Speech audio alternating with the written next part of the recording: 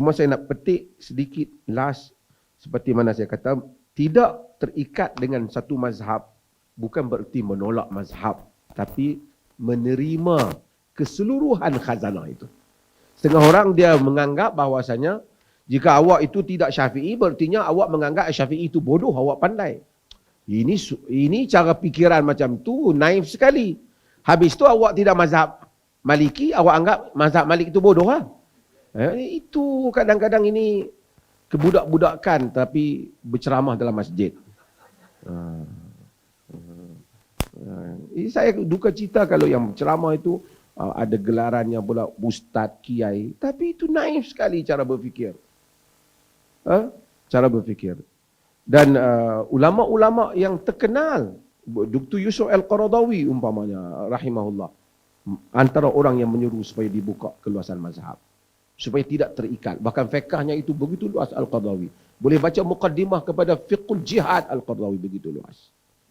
Hatta Dr. Wahbah Zuhaili, yang ramai orang terjemah bukunya, Al-Fiqh Islami wa Adilatu itu, juga dalam buku dia tentang Ar-Rukhsah Asy-Syar'iyyah umpamanya, meminta supaya keluasan mazhab tidak wajib terikat dengan satu mazhab. Yang wajib ialah bertanya kepada fas'alu ahla dzikr, bertanya pada ahli ilmu. Ahli ilmu itu tidak hanya Syafi'i, tidak hanya Hambali, tidak hanya Maliki, kesemua mereka ahli ilmu. Tidak hanya Hanafi, kesemua mereka ahli ilmu. Mana-mana ahli ilmu, jika kita rujuk, maka itu adalah ahli ilmu.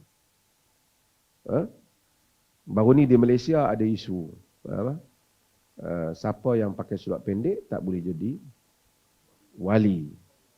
Kerana surat pendek itu haram, aurat. Cuma saya malas bertanya, siapa yang tengok bola, sentiasa tengok orang pakai surat pendek, juga tak boleh jadi wali. Kena sentiasa melihat benda yang haram. Jadi, itu begitu kadang-kadang.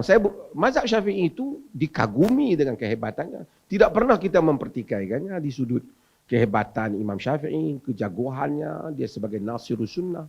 Tapi kita menyatakan bahawasanya ada kaulnya yang mungkin kita bukan menolak, tapi kita memilih kaul imam yang lain.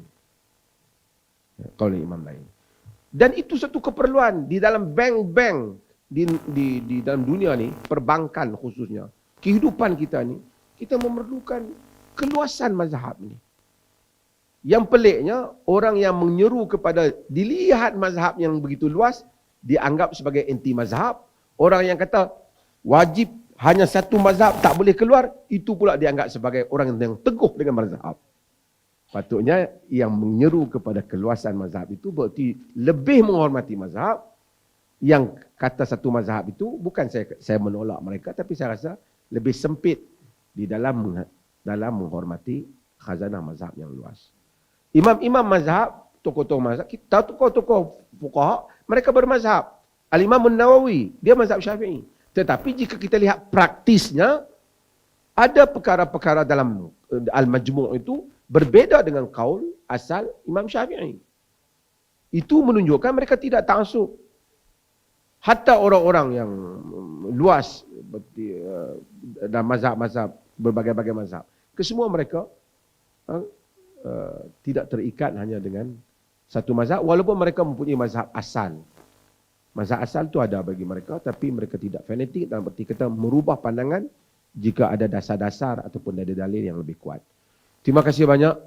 Saya bukanlah bertujuan mau datang untuk mengajar, kerana saya tahu Pak Profesor Syamsul Anwar lebih ahli dalam bidang ini juga. Cuma ini orang kata sebagai kata-kata yang menghubungkan hubungan antara kita semua. Macam pantun tadilah. Bila mau meminang, saya berikan satu pantun supaya kata kita ini sama, Pak. Itu saja. Okey. Assalamualaikum warahmatullahi wabarakatuh.